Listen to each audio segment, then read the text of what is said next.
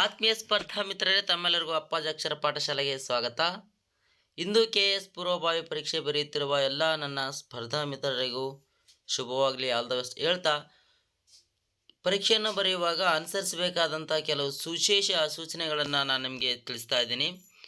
ಮೊದಲನೇದಾಗಿ, ಪರೀಕ್ಷಾ ಕೇಂದ್ರಕ್ಕೆ ಅಭ್ಯರ್ಥಿಗಳು ಕಡ್ಡಾಯವಾಗಿ ಹಾಜರಿರಬೇಕಾಗಿರುವ ಸಮಯ ಅಭ್ಯರ್ಥಿಗಳು ಪರೀಕ್ಷೆ ಆರಂಭವಾಗುವುದಕ್ಕಿಂತ 2 ಗಂಟೆ ಮುಂಚಿತವಾಗಿ ಪರೀಕ್ಷಾ ಉಪಕೇಂದ್ರದ ಬಳಿ ಕಡ್ಡಾಯವಾಗಿ ಹಾಜರಿರತಕ್ಕದ್ದು.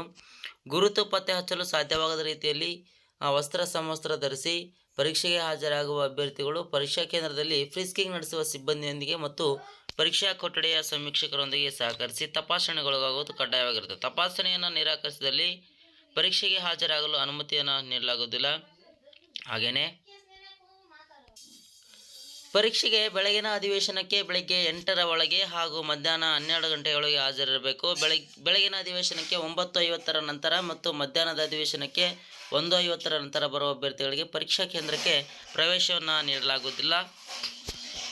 ಅಭ್ಯರ್ಥಿಗಳು ತರುವ ಯಾವುದೇ ವಸ್ತುಗಳು, ಬ್ಯಾಗ್, ಫೋನ್ ಇನ್ನಿತರೆ ವೈಯಕ್ತಿಕ ಅಮೂಲ್ಯ ವಸ್ತುಗಳನ್ನು ಪರೀಕ್ಷಾ ಉಪಕೇಂದ್ರದಲ್ಲಿ ಭದ್ರವಾಗಿ ಇಡಲು ಯಾವುದೇ ವ್ಯವಸ್ಥೆ ಇರುವುದಿಲ್ಲ ಹಾಗೂ ಇದಕ್ಕೆ ಪರೀಕ್ಷಾ ಕೇಂದ್ರದವರು ಜವಾಬ್ದಾರರಾಗುವುದಿಲ್ಲ.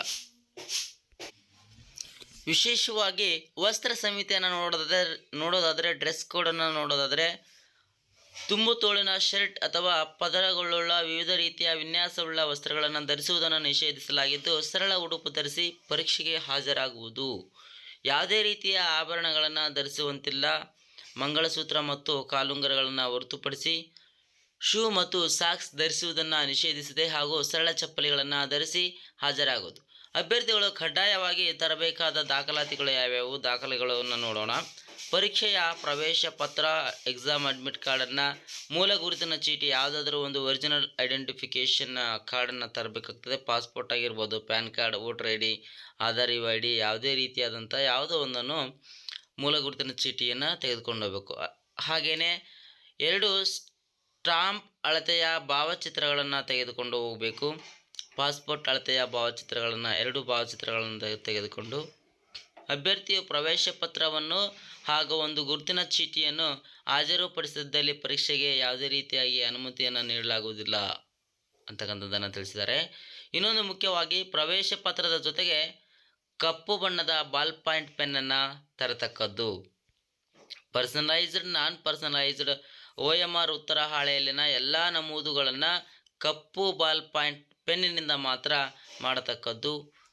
ಇದು ವಿಶೇಷ ಸೂಚನೆಯಾಗಿದ್ದು, ಪ್ರವೇಶ ಪತ್ರವನ್ನು ಪಡೆದುಕೊಂಡು ಕೂಡಲೇ ಅದರಲ್ಲಿನ ವಿವರಗಳನ್ನು ಪರಿಶೀಲಿಸಿಕೊಳ್ಳುವುದು. ಪ್ರವೇಶ ಪತ್ರದಲ್ಲಿ ಭಾವಚಿತ್ರ ಸ್ಪಷ್ಟವಾಗಿಲ್ಲದಿದ್ದಲ್ಲಿ ಅಥವಾ ಮುದ್ರಿತವಾಗಿಲ್ಲದಿದ್ದಲ್ಲಿ ಪರೀಕ್ಷಾ ದಿನದಂದು ಅಭ್ಯರ್ಥಿಯು ಸಿಂಧುವಾದ ತನ್ನ ಗುರುತಿನ ಚೀಟಿಯ ಪ್ರತಿ, ಪ್ರವೇಶ ಪತ್ರದ ಪ್ರತಿ ಹಾಗೂ ಪಾಸ್ಪೋರ್ಟ್ ಸ್ಟ್ಯಾಂಪ್ ಅಳತೆಯ 2 ಭಾವಚಿತ್ರಗಳನ್ನು ಕಡ್ಡಾಯವಾಗಿ ಸಂವೀಕ್ಷಕರಿಗೆ ನೀಡಿ ಒಂದು ಭಾವಚಿತ್ರವನ್ನು ನಾಮಿನಲ್ ರೂಲಲ್ಲಿ ನಿಗದಿತ ಅಂಕಣದಲ್ಲಿ ಮತ್ತು ಇನ್ನೊಂದು ಭಾವಚಿತ್ರವನ್ನು ಈ ಸಂಬಂಧ ಸಲ್ಲಿಸುವ ಮುಚ್ಚಳಿಕೆ ಪತ್ರದಲ್ಲಿ ಅಂಟಿಸಿ ದೃಢೀಕರಿಸುವುದು. ಪತ್ರಿಕೆ 1 ಮತ್ತು 2ರ ಪ್ರಶ್ನೆಗಳು ಕನ್ನಡ ಮತ್ತು ಆಂಗ್ಲ ಭಾಷೆಗಳೆರಡರಲ್ಲಿಯೂ ಇರುತ್ತವೆ. ಕನ್ನಡ ಭಾಷೆಯಲ್ಲಿರುವ ಯಾವುದೇ ಪ್ರಶ್ನೆಗಳ ಭಾಷಾಂತರದಲ್ಲಿ ಏನಾದರೂ ಗೊಂದಲವಾದಲ್ಲಿ ಅಭ್ಯರ್ಥಿಗಳು ಆಂಗ್ಲ ಭಾಷೆಯ ಪ್ರಶ್ನೆಗಳನ್ನೂ ಸಹ ನೋಡಿಕೊಂಡು ಪ್ರಶ್ನೆಯನ್ನು ಅರ್ಥೈಸಿಕೊಳ್ಳತಕ್ಕದ್ದು.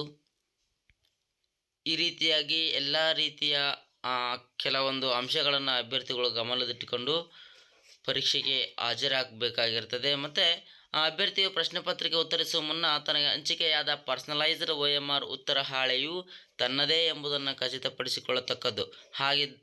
ಹಾಗಿಲ್ಲದೆ ಅಭ್ಯರ್ಥಿಯು ಬೇರೊಬ್ಬ ಅಭ್ಯರ್ಥಿಯ ಪರ್ಸನಲೈಸ್ಡ್ OMR ಉತ್ತರ ಹಾಳೆಯಲ್ಲಿ ಉತ್ತರಿಸಿದ್ದಲ್ಲಿ ಅಂತಹ OMR ಉತ್ತರ ಹಾಳೆಯನ್ನು ಹಸಿಂದು ಎಂದು ಪರಿಗಣಿಸಲಾಗುತ್ತದೆ. ಅಭ್ಯರ್ಥಿಯು OMR ಉತ್ತರ ಹಾಳೆಯಲ್ಲಿ ಸಹಿ ಮಾಡಲು ಒದಗಿಸಿರುವ ಸ್ಥಳದಲ್ಲಿ ಮಾತ್ರವೇ ಕಡ್ಡಾಯವಾಗಿ ಕಪ್ಪು ಬಾಲ್ ಪಾಯಿಂಟ್ ಪೆನ್ನಿಂದ ಸಹಿ ಮಾಡಬೇಕು.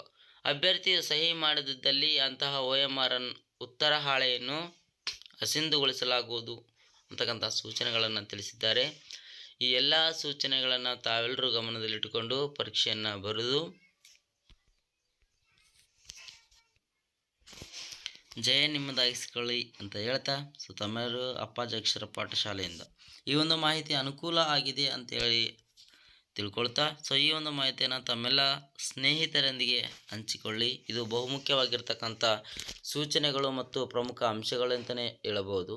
ಎಲ್ಲರಿಗೂ ಮತ್ತೊಮ್ಮೆ ತಮ್ಮ ಸ್ನೇಹಿತರೊಂದಿಗೆ ಹಂಚಿಕೊಳ್ಳಿ, ನಿಮ್ಮವರೊಂದಿಗೆ ಹಂಚಿಕೊಳ್ಳಿ ಅಂತ ಹೇಳ್ತಾ ಧನ್ಯವಾದಗಳನ್ನು ತಿಳಿಸ್ತೇನೆ. Thank you.